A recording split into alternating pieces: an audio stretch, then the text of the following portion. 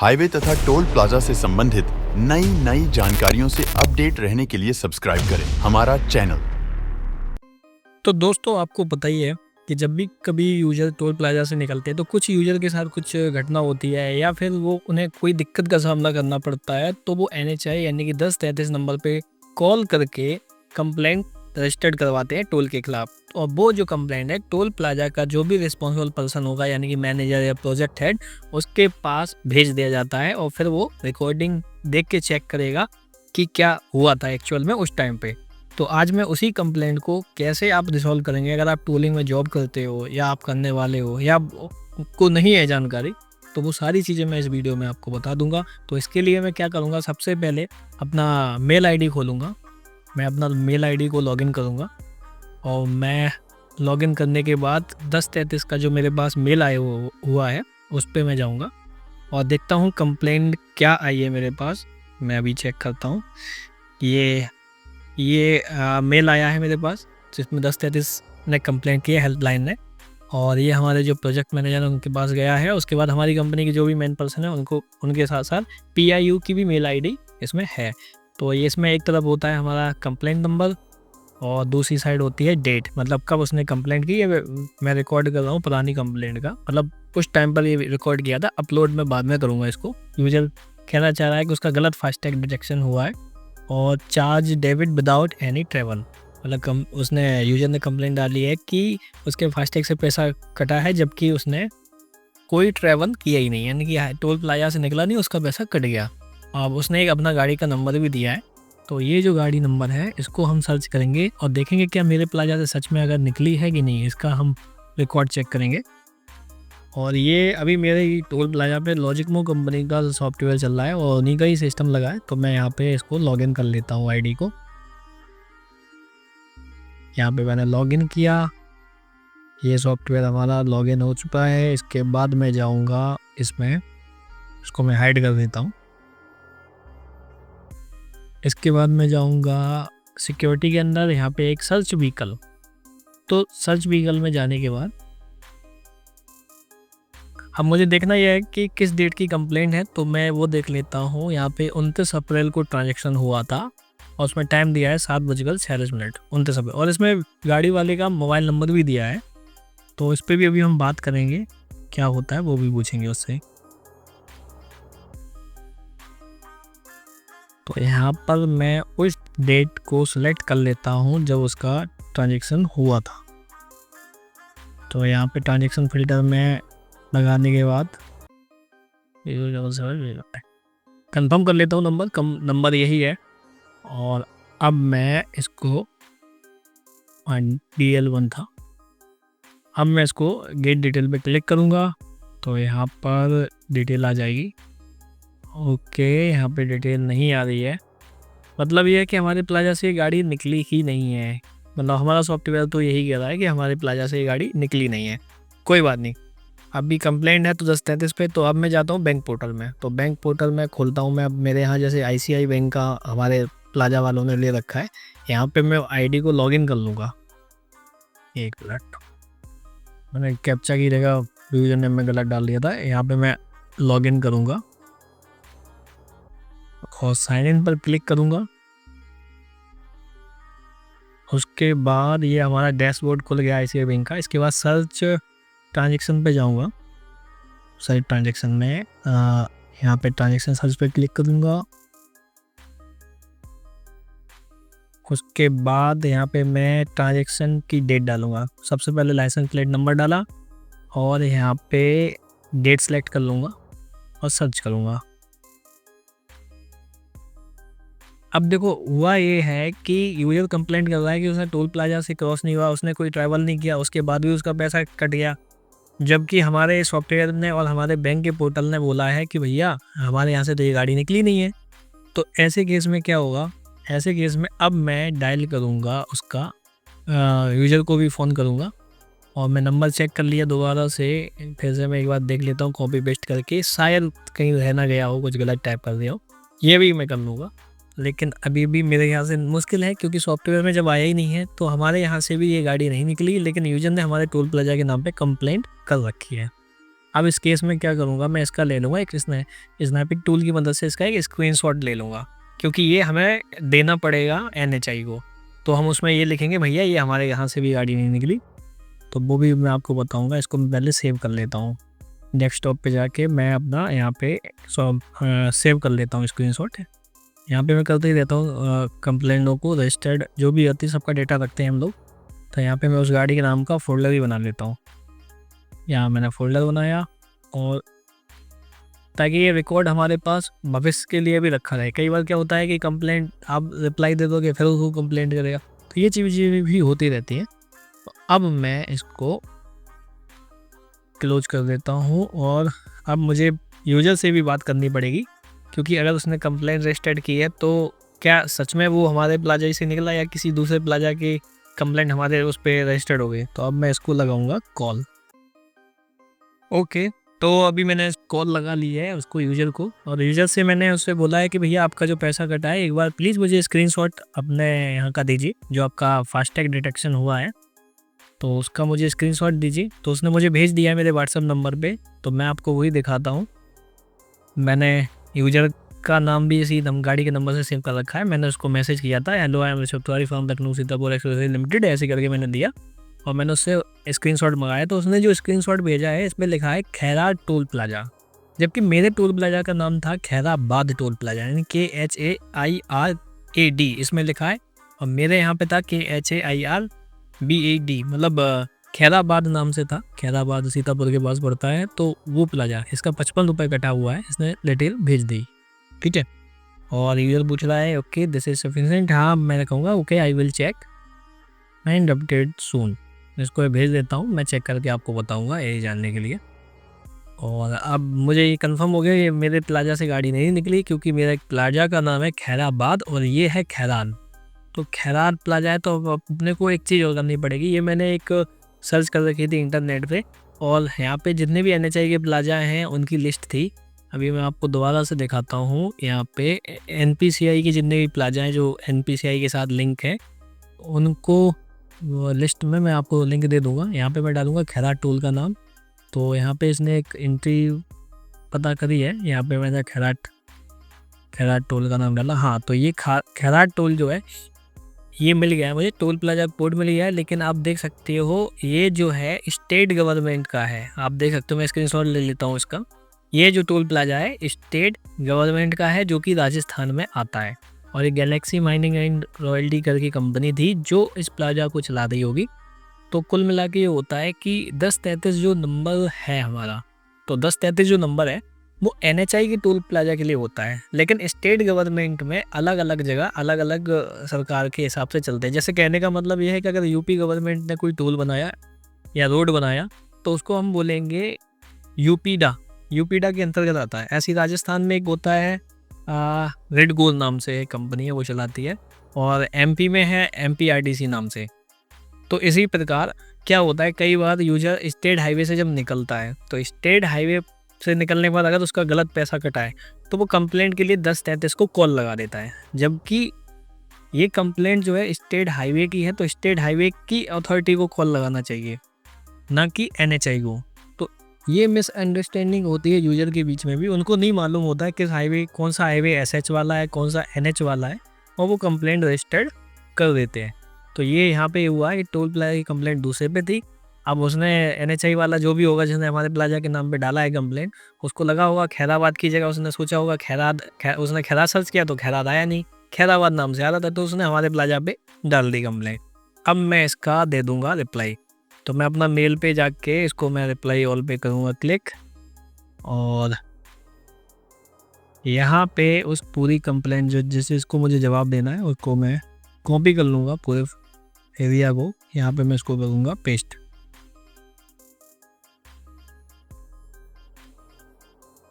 और यहाँ पे लिखूँगा डियर 1033 टीम, और यहाँ सब्जेक्ट यहाँ पे मैं लिख दूँगा प्लीज़ फाइंड द एक्सप्लेनेशन। मैं इसमें अभी रिमार्क डालूंगा, वो कैसे डालूंगा वो भी आपको दिखा रहा हूँ अभी। प्लीज़ फाइंड द एक्सप्लेनेशन, मैंने गलत स्पेलिंग टाइप कर दी। चलो गूगल ने हमें बता दिया क्या स्पेलिंग है उसकी। Please find the explanation.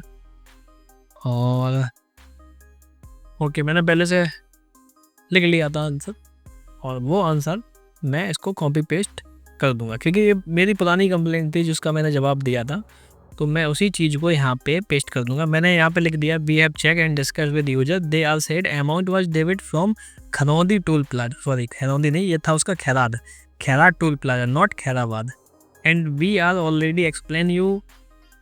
मतलब मैंने पहले भी NHI को बताई थी ये चीज़ कि जो खरौंदी टोल प्लाजा है, इसको मैं हटा देता हूँ, ये लाइन सही नहीं लग रही, and Kharaundi toll plaza is located in Rajasthan, ठीक है, सॉरी खैराट जो टोल प्लाजा है वो राजस्थान में है, और and is parts of A state highway. मैंने उनको NHI की दस्तावेज़ को बता दिया है।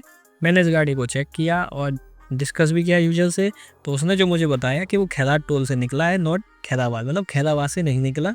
और ये जो मैंने चेक किया है तो मैंने पाया कि खैराट जो टोल प्लाजा है वो राजस्थान के अंतर्गत आता है, और ये स्टेट हाईवे का पार्ट है, न कि हमारे टोल प्लाजा का।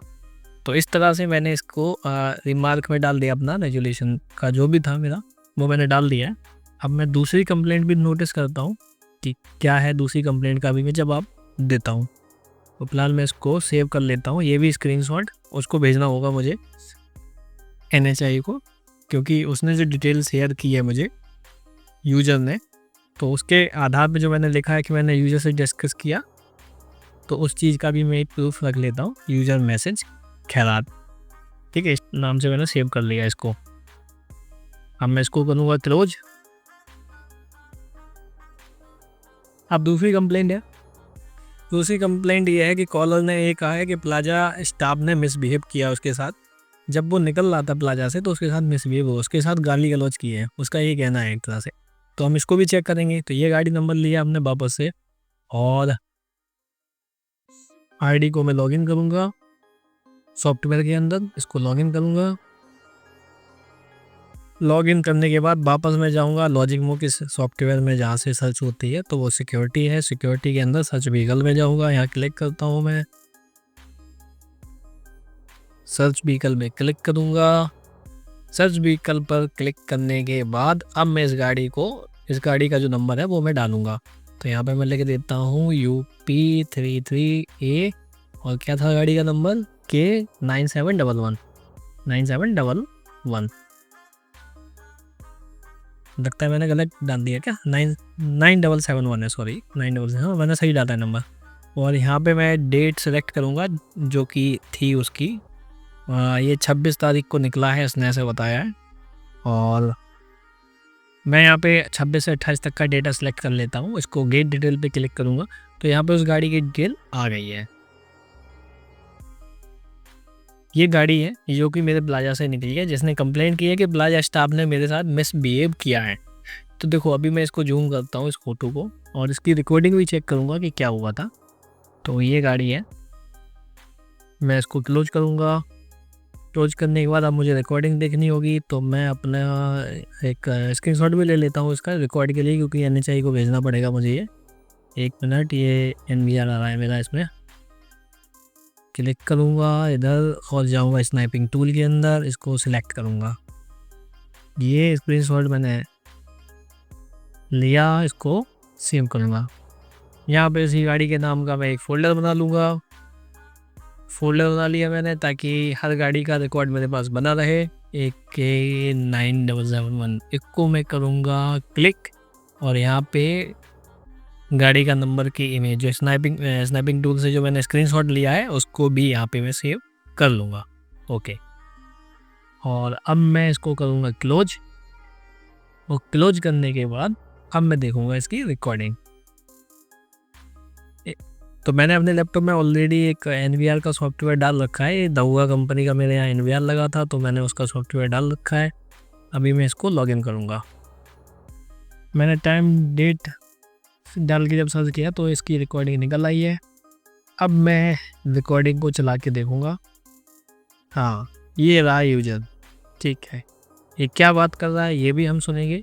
तो कई बार क्या होता है कि यूजर जो होता है वो फास्टैग कोई दूसरे नंबर का रखता है, और जो गाड़ी होती है वो किसी दूसरे नंबर की, मतलब गाड़ी पर जो नंबर प्लेट लगी है वो नंबर दूसरा होता है, और फास्टैग जो लेके आता है वो नंबर दूसरा होता है। अभी मैं यहाँ पे चेक कर रहा हूँ, लेकिन उसमें आपको क्लियर समझ में नहीं आएगा। इसके लिए मुझे NVR पे, क्योंकि इसमें रिकॉर्डिंग भी चल रही है, स्क्रीन रिकॉर्डिंग, तो इसमें क्लियर नहीं आएगा। मैं NVR में इसको चेक करूँगा प्रॉपर से। तो होता क्या है कि आप जिस भी गाड़ी से आप जाते हो, तो उसका नंबर और फास्टैग पे जो नंबर है वो दोनों सेम होने चाहिए। फास्टैग जिस नंबर से रजिस्टर्ड बनाया गया है उसका और गाड़ी का नंबर सेम होना चाहिए, तभी टोल प्लाजा का ये दायित्व है, तभी वो ट्रांजैक्शन करे। अगर मान लो वो किसी दूसरे फास्टैग से ट्रांजैक्शन करवाता है तो ये इलीगल है और गवर्नमेंट भी इसके खिलाफ है। ठीक है, तो यूजर यहाँ बहस कर रहा है कि मैं पैसे कटवाने को तैयार हूँ, लेकिन जो है कि मुझे मेरे पास जो फास्टैग उससे आप काटो पैसा। तो ये चीज़ हुई थी इस घटना में, मैंने पता कर लिया था। तो इस घटना देखो, हम तो नहीं निकाल सकते ऐसा, और हर टोल प्लाजा को भी चाहिए कि इस तरह के वाहन को ना निकाला जाए कि जो अलग फास्टैग लेके चलते हैं। मैं इसको अब क्लोज कर लेता हूँ और यहाँ पे मैं डाल लेता हूँ कि भाई हमारा ऑपरेटर, तो मैंने देखा है, आपको भी दिखाया कि चुपचाप बैठा है, उसने तो कुछ कहा ही नहीं है। वो बस यही कह रहा है कि आपका जो फास्टैग जो गाड़ी नंबर रजिस्टर्ड है वो लेके आइए। तो यहाँ पे मैं लिख लेता हूँ, we have check, we have not found misbehave activity, यही लिखना है मुझे, एनी मिसबिहेव एक्टिविटी। मैंने कोई भी ऐसी एक्टिविटी नहीं देखी जिसमें हमारे टोल प्लाजा के कर्मचारी ने मिसबिहेव किया है। अब यूजर ही गलत टैग लेके चल रहा है तो उसको हम नहीं निकाल सकते, क्योंकि गाड़ी का नंबर और फास्टैग जो स्कैन कर रहा है उसमें जो गाड़ी नंबर दिख रहा है वो दोनों सेम होना चाहिए। और देखो, इस यूजर ने 2 बार कंप्लेंट की है, 2 बार, तो ये दोनों बार आया है। तो इसी मैसेज को हम क्या करेंगे, जो हमने रिप्लाई इसका बनाया है इसको हम कॉपी पेस्ट कर दूंगा, क्योंकि सेम गाड़ी है, सेम डेट, सेम टाइम है, 2 बार उसने कंप्लेंट रजिस्टर्ड की है। इसको मैंने कॉपी पेस्ट कर दिया है और अब मैं मेल का रिप्लाई देने को तैयार हूँ। यहाँ पे मैं पेस्ट कर दूंगा।